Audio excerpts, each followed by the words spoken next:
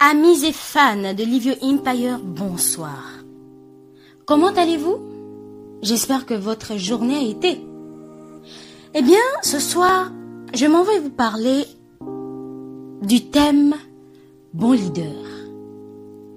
Oui, qu'est-ce qu'un bon leader?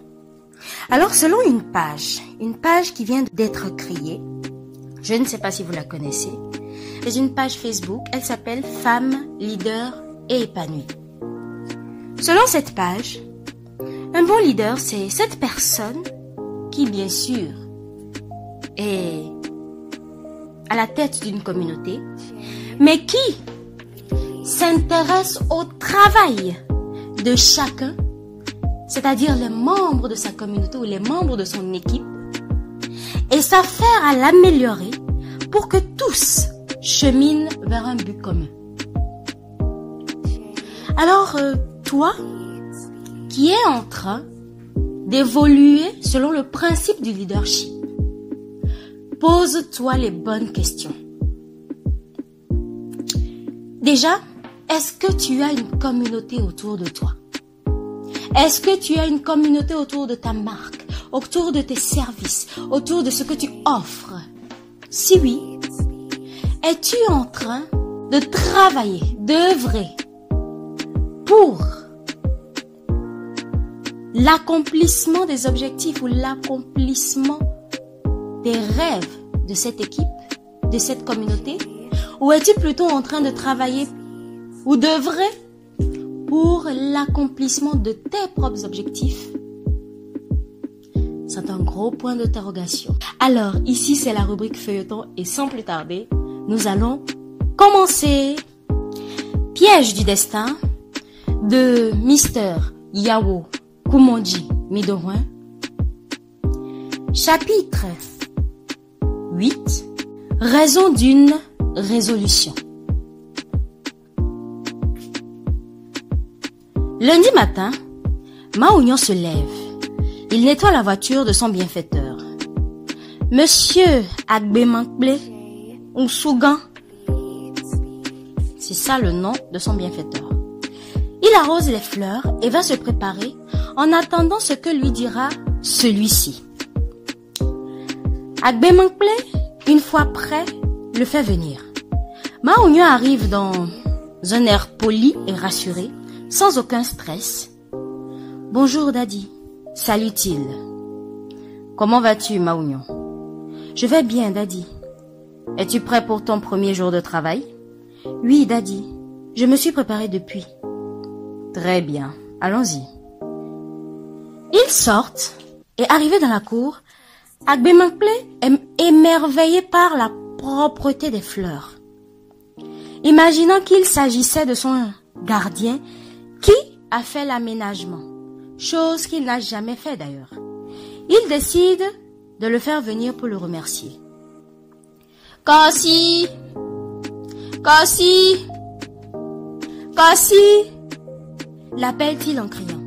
Ce dernier dormait plus tôt. Il se réveille en sursaut au troisième cri d'appel pour courir en répondant « Patron !»« Bonjour patron !»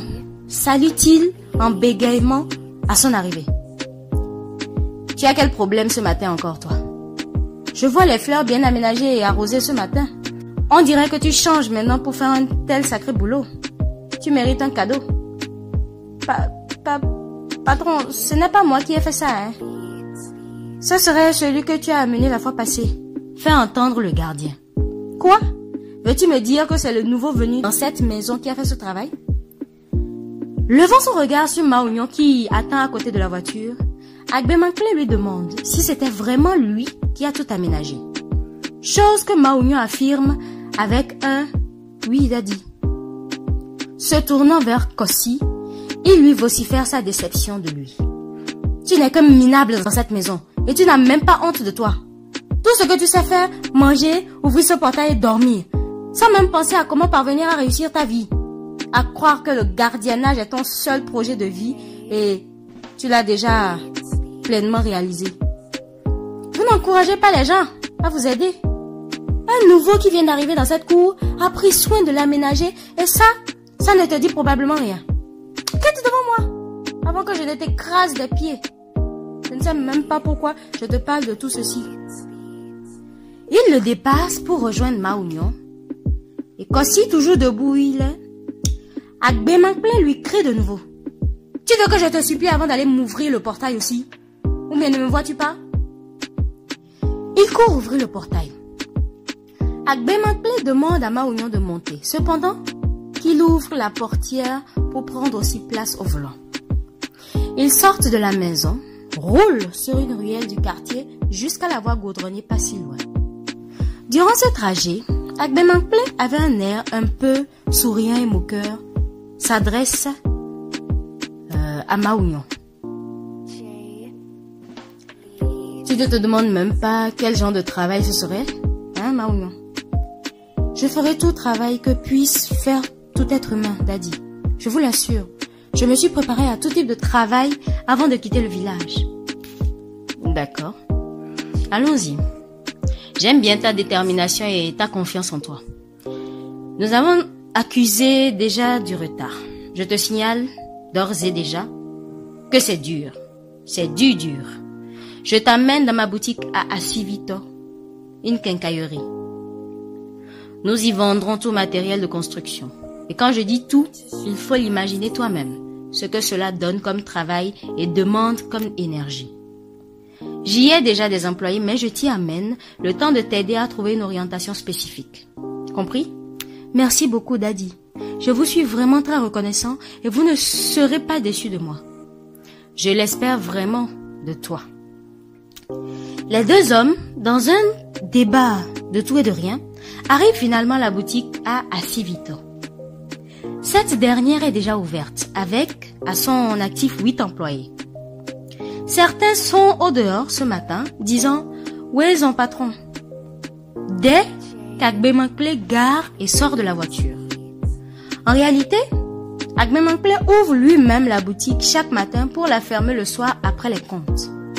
Mais compte tenu de son voyage du vendredi qui a vu un retour tard la nuit et sous la pluie, pour ne pas pouvoir venir la fermer le soir comme d'habitude et repartir avec les clés, le gérant a pris l'initiative de l'ouvrir avant son arrivée ce matin, du lundi, avec Maounion. Maounion sort aussi. Ils entrent tous dans la boutique. Il y a effectivement de tout. Une vraie quincaillerie. L'un des plus fréquentés comptoirs de construction de la place. Agbemankple salue ses employés et leur présente Maounion comme leur nouveau camarade avant de se tourner à lui-même. Nous voici arrivés, Maounion. Ici est le lieu de vente. Il y a un magasin de stockage derrière. Si un client vient et qu'un article manque dans la boutique, vous autres êtes chargés d'aller le chercher au magasin. Vous réservez un accueil chaleureux et du respect à tout client ici. Ici, nous ne sommes pas le seul sur le marché et vous êtes chargés de convaincre les clients à venir s'approvisionner chez nous, tels des commerciaux. Voilà même le travail principal. J'ai tout compris, Daddy. Lui répond encore docilement Maounion. S'adressant à Dojiko, le superviseur du magasin, Agbemankple lui dit « Dojiko, je passe le soir pour les comptes du vendredi passé. Mon voyage sur Cotonou a connu un retour tard la nuit et sous la pluie. Donc on se voit ce soir pour les relever. Compris, patron. » Il se retourne encore à Maounion. « Maounion, voici Dojiko. Il est le superviseur du magasin, donc votre superviseur à qui vous devez du respect. Vous faites ce qu'il vous demande de faire. Sans aucune crainte, Daddy. Quant aux autres, je vous laisse faire vos connaissances. Travaillez main dans la main, les gars. » Tous répondent autour de lui. « Merci, patron. » Sauf Maounion qui dit « Daddy. » Bon, je vous laisse maintenant. Maounion, à ce soir. La journée se passe vraiment très bien. Maounion se montre dévoué. Il ne se laisse pas à un certain stress d'un premier jour de travail demandant de plus beaucoup d'énergie pour un débutant au milieu des gens que l'on ne connaît pas ou avec qui on n'est pas encore familier. Il est plutôt à l'aise. Le soir à la maison, à table, Lucie lui demande des nouvelles alors de sa toute première journée. « Maounion, comment était ton premier jour de travail ?»« Très bien, maman. Ça s'est bien passé. J'imagine que ça a été dur pour toi, pour une première fois. Je vais m'y habituer petit à petit et très bientôt, maman. J'admire ton courage, Maounion. Lui dit encore Agbe Mankple. Merci, Daddy. Nous sommes de tout cœur avec toi, Maounion. Ne te stresse surtout pas. Ni à la maison, ni au magasin. Compris?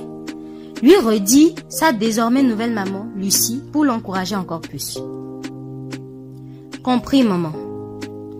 Je ne sais vraiment pas comment vous remercier pour tout ce que vous me faites. Je vous garantis juste que je ne trahirai pas votre confiance pour vous décevoir. Ne t'en fais pas pour ça, Maounion. Je rencontre des jeunes comme toi dans la rue très souvent. Mais jamais aucun d'eux n'a su attirer mon attention, contrairement à toi qui m'a fait entendre une voix au fond de moi.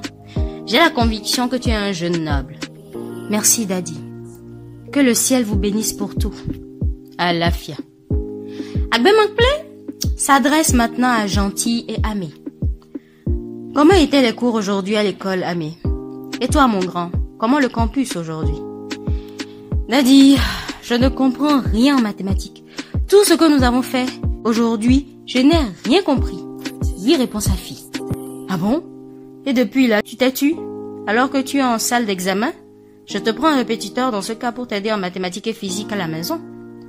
Daddy, je peux bien l'aider plutôt que de prendre un répétiteur encore. Dit Maounion. Toi? Non. Tu reviendras les soirs fatigué et tu n'y parviendras pas. Pas de problème pour ça. Je veux bien le faire et je sais que je peux l'aider aussi. Si tu es sûr de toi, commence, nous verrons par la suite. Amé, après le repas, nous jetons un coup d'œil à ce que vous aviez fait en classe aujourd'hui. Amé lui répond timidement de la tête. Leurs parents se regardent puis secouent de complicité la tête. Maounion, depuis son entrée dans sa nouvelle famille, se lève tôt pour arroser les fleurs, apprêter la voiture de son nouveau papa, avant de se préparer pour la boutique, le boulot. En l'espace de 3 semaines, il parvient à gagner le cœur de toute la maisonnée et se sent aussi bien à l'aise en famille. Ce samedi matin, il s'amuse avec Amé au salon quand le père sort de leur chambre. Que faites-vous, les enfants? Daddy, faut Maounion? Ainsi, Amé appelle Maounion pour lui donner du respect. Maounion m'a aidé ce matin déjà à faire tous mes exercices du week-end. Il m'a expliqué en plus bien des choses. Maintenant, nous ne faisons que nous taquiner un peu. Donc, Maounion, tu ne veux rien lâcher, hein? C'est bien ça? Mais là, je dois vous interrompre, les enfants. J'ai une surprise et un cadeau pour toi, Maounion. Amé jette le coup d'œil complice à son papa, puis sourit. Elle a une idée de ce cadeau déjà. Fille à papa et capricieuse à qui son papa a du mal à refuser quoi que ce soit, elle lui avait demandé de payer un portable à Maounion ainsi que de nouveaux vêtements. Chose que son père a jugé bonne idée. Un cadeau et une surprise pour moi, c'est même Maounion. Oui, le cadeau est de la part de ta sœur Amé. La surprise vient de ta maman et moi. Tiens ceci. Il lui tend un sac. Maounion le prend et l'ouvre. Que voit-il à sa surprise? Des vêtements. Pantalons, culottes, chemises manches longues et courtes et des t-shirts. Coûteux, hein? Ainsi que des paires de chaussures. Des choses qu'il n'a jamais portées jusque-là dans sa vie. Il reste comme figé, tout mot perdu, que pour ne fixer son tuteur de regard stupéfait. Amé sourit et lui demande joyeusement. Faut Maounion, ça te plaît? Tu poses encore des questions sur ça, mais bien sûr que ça me plaît. Tout ceci pour moi seul. Tous ces habits coûteux. Merci beaucoup, Daddy. Son Daddy ne peut que sourire. Il met la main dans la poche, sort un smartphone qu'il lui tend aussi. Tiens, ce portable, c'est pour toi. Ton abonnement y est déjà. Maounion n'y croit pas. Il reste interdit, ne sachant plus quoi dire. Ses émotions traduisent plutôt de la tristesse finalement, pour atténuer sa joie. Il a commencé d'un coup à penser à sa mère au village, être heureux en ville sans aucun partage avec sa mère qui vit une misère qui ne dit pas son nom au village. Cette pensée le plonge aussitôt dans du bouleversement. Ah mais comme si, lisait en lui, approche plus, et lui pose une main sur l'épaule pour le réconforter. Agbemangle lui redit « Voilà ton cadeau de la part de ta sœur. Je crois que la surprise te donnera plus de joie, Maounion. » Une surprise encore? Le cadeau me plaît très bien, Daddy, et j'en suis très ravie. Oui, une surprise comme je te l'ai dit et qui vient de ta maman et moi. Va t'apprêter, nous allons tout de suite au village voir ta maman. Quoi? Voir ma maman au village? Et ce matin même?